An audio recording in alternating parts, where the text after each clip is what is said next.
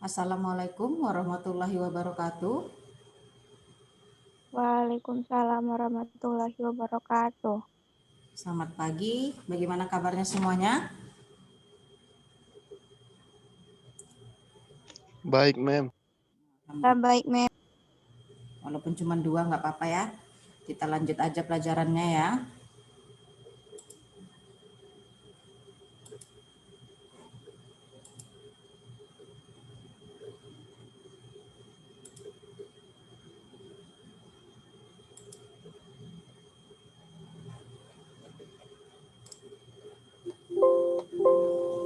Oke, jadi untuk hari ini kita akan bahas tentang kerajinan yang berdasarkan pada kebutuhan dan keinginan lingkungan sekitar ataupun pasar lokal. Jadi topik utama kita ini ya, setelah beberapa pertemuan kita membahas tentang idenya, kemudian komponennya, administrasinya. Nah, sekarang kita akan bahas tentang bagaimana kerajinannya. Kerajinan yang berdasarkan pada kebutuhan ataupun keinginan lingkungan sekitar ya ataupun pasar lokal.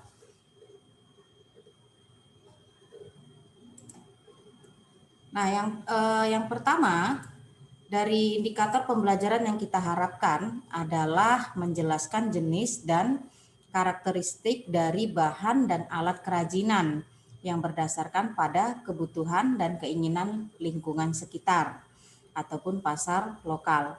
Kemudian mengidentifikasi macam-macam kerajinan yang berdasarkan pada kebutuhan dan keinginan lingkungan ataupun pasar lokal. Jadi yang diharapkan kalian paham tentang jenis dan karakteristiknya, kemudian macam-macam dari kerajinan yang memang diminati berdasarkan kebutuhan dari lingkungan sekitar. Nah, kita lihat dari pengertian pasar lokal. Nah, menurut Rizky Hotma, menurut kamu pasar itu apa, Nak? Pasar itu, Mem, tempat jual beli gitu, Mem. Ya, terus tempat jual beli atau tempat Iya, Mem, ada pembeli dengan penjual yang penjual. saksi gitu ya. Jadi di sini Mem. pasar lokal itu adalah pasar yang membeli dan menjual produk dalam satu kota tempat produk itu dihasilkan. Jadi ini masih berskala lokal, tidak di interlokal ataupun tingkat luar dari daerah tersebut. Jadi di sini masih hanya satu daerah. Contohnya misalkan kalau Medan ya masih daerah sekitar Medan dipasarkan jenisnya gitu. Nah, kemudian kalau dari segi kerajinan pasar lokal itu adalah pasar yang hanya ada atau hanya terdapat pada suatu daerah atau wilayah tertentu gitu. Jadi misalkan kalau di Jawa itu kerajinan batik. Kalau kita di Sumatera itu ada yang namanya kerajinan tenun ulos gitu. Jadi memang hanya ada di daerah-daerah tertentu saja yang disebut dengan kerajinan pasar lokal. Nah, biasanya di daerah-daerah tertentu itu yang mempunyai ciri khas tersendiri. Contoh misalkan kalau kamu pernah ke Danau Toba, itu kira-kira kerajinan apa yang bisa kamu lihat yang memang menggambarkan ciri khas daerah tersebut? Di alam saya tadi ada ya? Ulus Batak, Mem. Nah, ules Batak. Terus apalagi misalnya dari segi kerajinannya lagi yang lain. Yang mungkin berbahan dasar ulos yang bisa kamu jumpai di Danau Toba sana sebagai yang ketika kamu jalan-jalan ke pasar kerajinan lokalnya. Andi?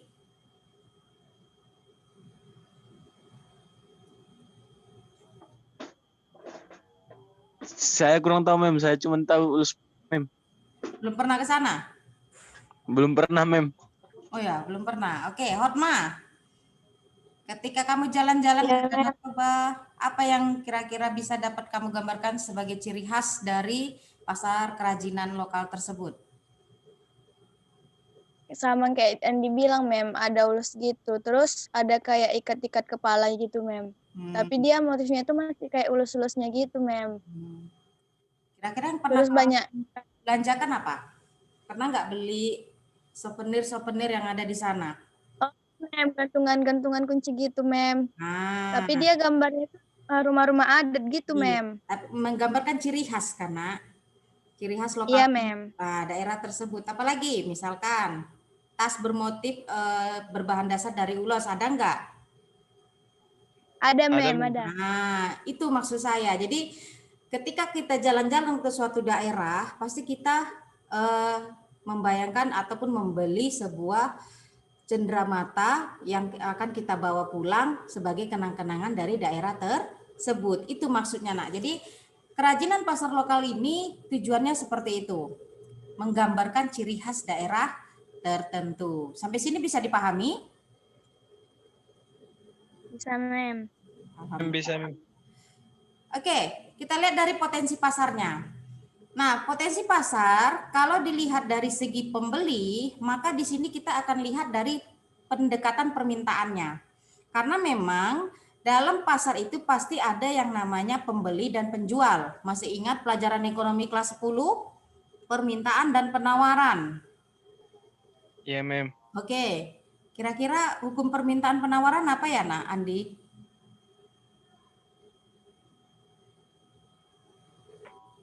Hukum permintaan dan penawaran itu berbanding lurus, Mem. Permintaan dan penawaran berbanding lurus. Bunyinya apa kalau permintaan? Beda loh sama penawaran. Kalau berbanding lurus itu penawaran. Kalau permintaan lupa. Semakin banyak permintaannya, harga barang semakin naik, Mem. Nah, terus hukumnya itu semakin banyak permintaan, semakin banyak sebatas makin mahal harganya. Benar? Seingat saya gitu, Mem. Aduh. Jadi kalau hukum permintaan itu berbanding terbalik gitu. Berbanding terbalik berarti jika harga naik, maka jumlah permintaan akan turun. Atau sebaliknya, jika harga turun, maka jumlah permintaan akan naik. Beda dengan penawaran. Jika jumlah barang yang ditawarkan naik, maka harga akan naik. Itu yang disebut dengan berbanding lurus. Kalau permintaan dia berbanding terbalik. Oke, sekedar penyegaran karena dia berhubungan dengan permintaan dan penawaran. Nah, kemudian pendekatan dengan mencari tahu pasar sasaran. Nah, jadi di sini sebelum kamu menciptakan kerajinan, maka kamu juga harus melakukan observasi terlebih dahulu di pasar-pasar yang ada. Jadi kira-kira peminatnya bagaimana? Bagaimana selera dari konsumen? Itu yang harus kamu lihat dari segi pembeli. Dan kemudian bagaimana kondisi keuangan dari pembeli? Apakah dia yang datang ke situ hanya menengah ke atas atau segala pihak? Baik dia menengah ke bawah, menengah ke atas, maka di sini kamu harus bisa memilah ataupun membuat prediksi harga yang bisa sesuai terjangkau oleh pembeli. Nah, kemudian kalau dari potensi pasar yang dari pendekatan penawaran ataupun penjual, maka di sini kamu harus mengandalkan kemampuan wirausaha kamu untuk membuat produk yang inovatif. Setelah kamu melakukan tadi dari segi pembeli, kamu lihat dulu observasinya, maka di sini kamu sudah bisa menciptakan sebagai penjual, menciptakan produk yang inovatif yang memang digemari oleh pasar. Nah, setelah kamu membuat produk inovatif dan melakukan mencari tahu pasar sasarannya, maka kamu bisa melihat ya konsumen yang ditargetkan untuk membeli produk. Jadi di sini potensi pasarnya semuanya harus kamu lakukan. Jadi kamu sudah tahu, oh konsumennya seperti ini, maka kita harus bisa menciptakan produk yang seperti ini gitu. Jadi tidak sembarangan menciptakan produk sesuai dengan selera dari konsumen. Itu yang disebut dengan potensi pasar ya. Nah, kita lihat berdasarkan luasannya. Jadi pasar ini biasanya dapat dibedakan Yang pertama pasar lokal. Jadi pasar lokal ini hanya terbatas dari lingkungan tersebut, di daerah tersebut. Jadi misalkan kalau di Danau Toba, ya oleh-olehnya itu, kerajinannya itu hanya ada di situ gitu. Ya, Danau Toba dan sekitarnya. Atau kalau kamu misalkan ke Jawa, ke Jogja, ya oleh-olehnya hanya ada di situ gitu. Jadi memang menggambarkan daerah tersebut. Tapi kalau pasar nasional berarti dimanapun kita itu ada barangnya gitu. Dia jangkauannya berarti lebih luas. Nah, kalau pasar global ataupun pasar internasional berarti barang-barang yang kita buat itu sudah masuk skala ekspor ataupun impor. Jadi kerajinan ya yang kita fokuskan ini masih di pasar lokal. Kalau pasar lokal memang bisa diterima, maka bisa juga meluas ke nasional, baru bisa ke internasional. Jadi tergantung dari kerajinan apa yang kamu ciptakan atau produk apa yang kamu ciptakan ataupun kamu akan jual. Nah, kita lihat dari segmentasi pasar atau pasar sasaran ya. Yang pertama dari segi geografis atau tempatnya. Jadi untuk kerajinan-kerajinan tertentu itu memang tidak bisa terkadang dijual di asal daerah gitu. Karena memang geografis ataupun tempat ini sangat utama dalam melihat segmentasi sasaran pasar gitu. Nah, contohnya jika kamu menjual ya, kalau ulos oke, di daerah Sumatera Utara kamu bisa jumpai baik dia di Medan, baik dia di Danau Toba, baik dia Pematang Siantar, Sibolga, pasti kamu bisa jumpai. Tetapi ada barang yang memang hanya di daerah tersebut yang bisa kamu temukan. Ya, dari segi geografis atau tempat.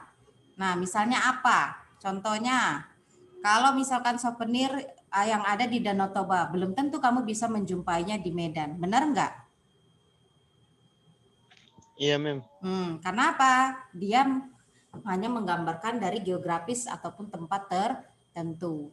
Jadi ketika kamu berjalan-jalan ke suatu daerah, belum tentu di daerah lain itu punya ciri khasnya gitu. Contoh misalnya, kalau misalnya kamu jalan-jalan ke Jawa, kamu beli makanan, misalnya dari segi makanan, ada wingko babat misalnya dari Jawa sana, di Sumatera pasti nggak ada, susah dicari gitu, karena memang itu makanan ciri khas dari daerah tersebut ataupun tempat tersebut.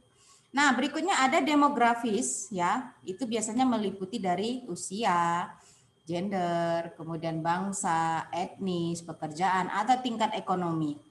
Ini juga harus kamu pahami ketika kamu membuat sebuah produk, apalagi dia kerajinan.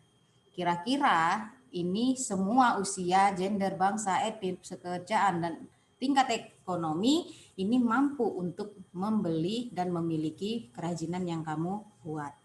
Nah, berikutnya ada psikografis ya. Di sini kamu harus melihat kelasnya, karakter kelas sosial ya, gaya hidup dan kepribadian. Biasanya ada tempat-tempat khusus ya ketika kerajinan ini harus dipasarkan karena sesuai dengan kelas sosialnya, gaya hidupnya. Jadi hanya orang-orang tertentu mungkin yang bisa membeli karya seni tersebut gitu, kerajinan tersebut, karena dia memang ditempatkan juga misalnya di butik, kemudian di toko-toko souvenir yang mewah, sehingga harganya itu juga mempunyai harga yang tinggi karena memang kebanyakan orang yang datang ke situ mempunyai kelas sosial yang mewah ataupun yang tinggi gitu. Jadi di sini juga harus diperhatikan.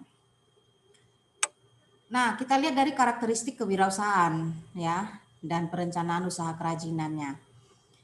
Jadi yang pertama itu dilihat dari keindahan seni ukirnya, seni ukir Nusantaranya.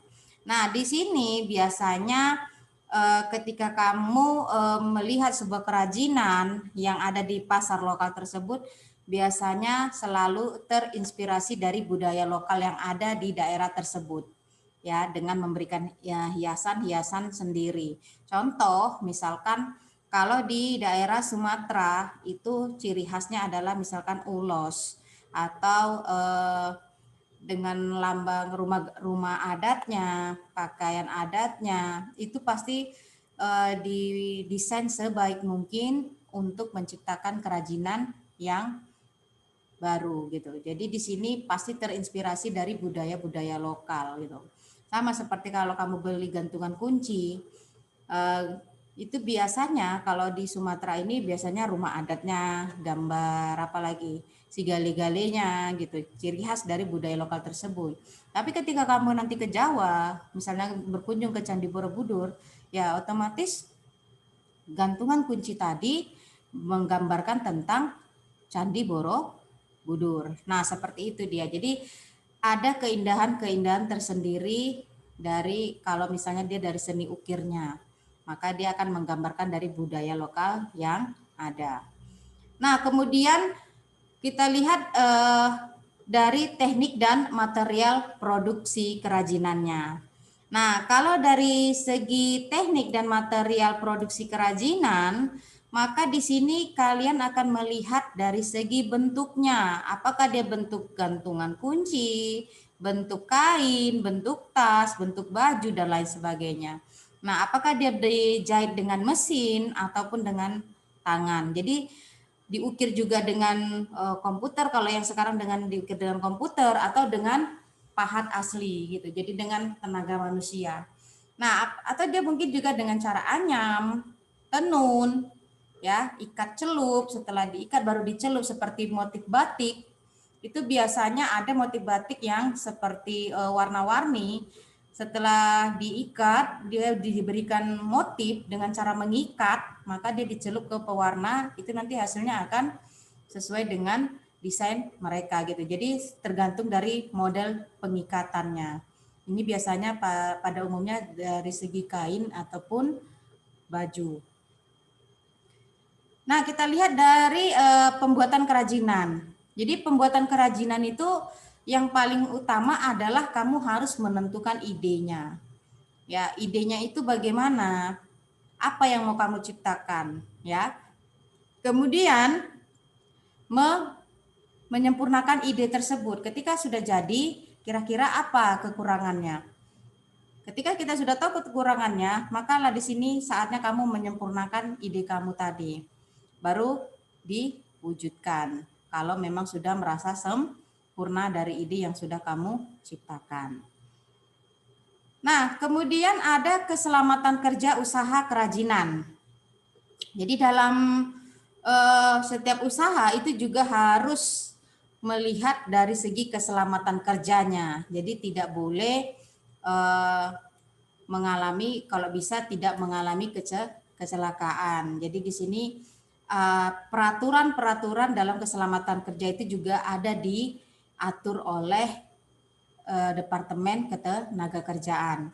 Jadi di sini tujuannya apa? Yang pertama, melindungi pekerjaan dari risiko kecelakaan pada saat melakukan pekerjaannya. Misalkan dia menggunakan mesin, maka di sini harus apa yang digunakan oleh pekerja untuk melindungi dari mesin tersebut gitu, dari bahaya mesin tersebut. Misalkan kalau misalkan dari segi kalau dia mesin gitu, maka harus menggunakan sarung tangan, harus menggunakan helm pengaman, harus menggunakan baju seperti astronot. Nah, itu ada aturan-aturannya agar pekerja merasa nyaman dalam bekerja, ya, sehingga keselamatannya juga terjamin.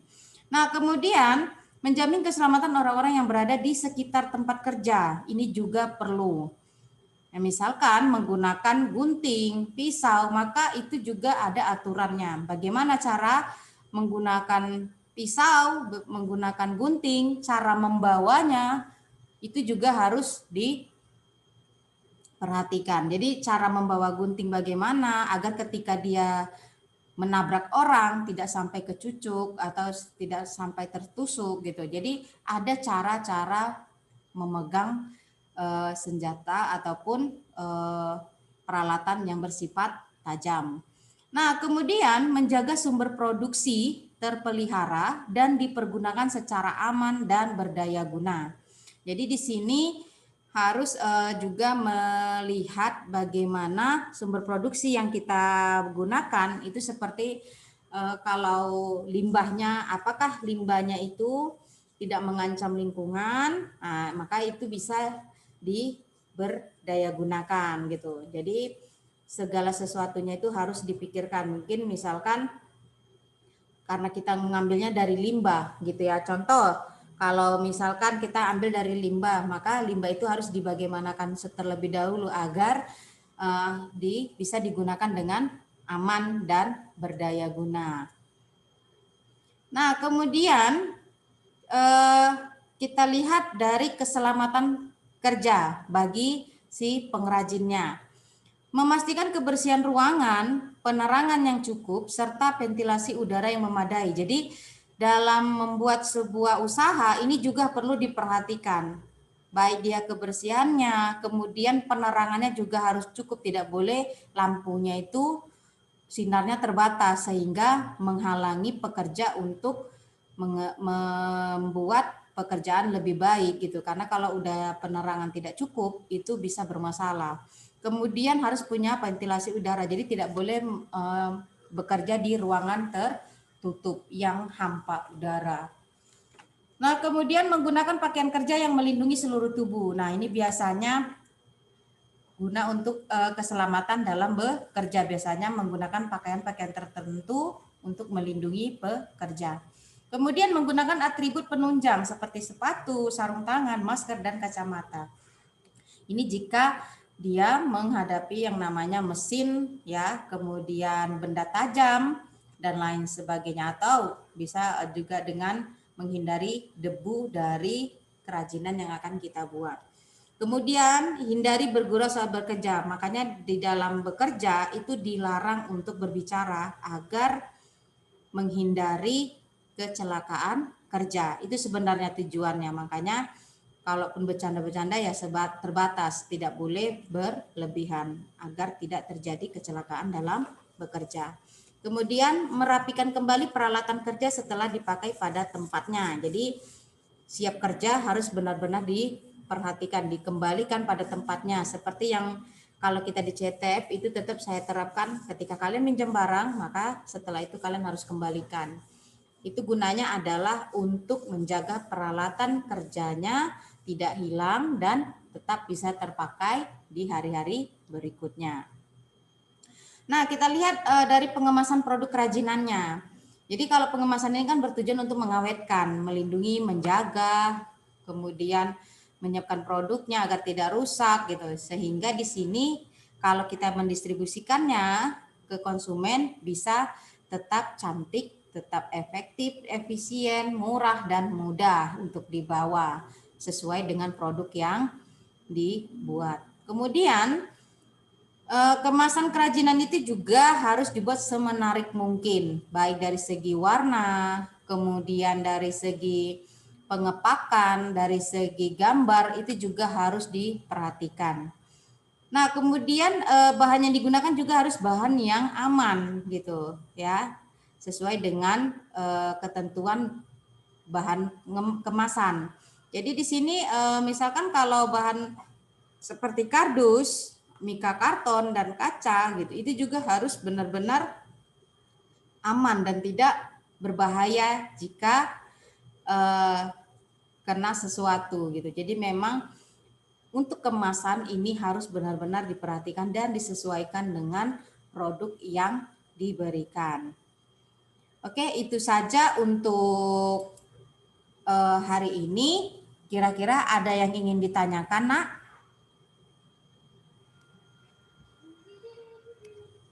Sudah bisa dimengerti semuanya? Insya Allah bisa, Mem, karena materinya sama kayak yang kemarin, Mem. Gimana?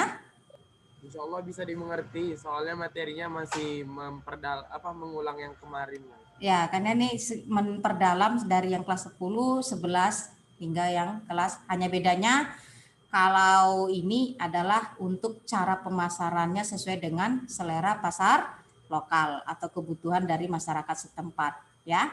Iya, Mem. Oke, itu saja untuk hari ini. Assalamualaikum warahmatullahi wabarakatuh. Waalaikumsalam warahmatullahi wabarakatuh. Mem. Waalaikumsalam. Terima kasih, Mem. Ya, sama-sama. Sehat-sehat, Mem.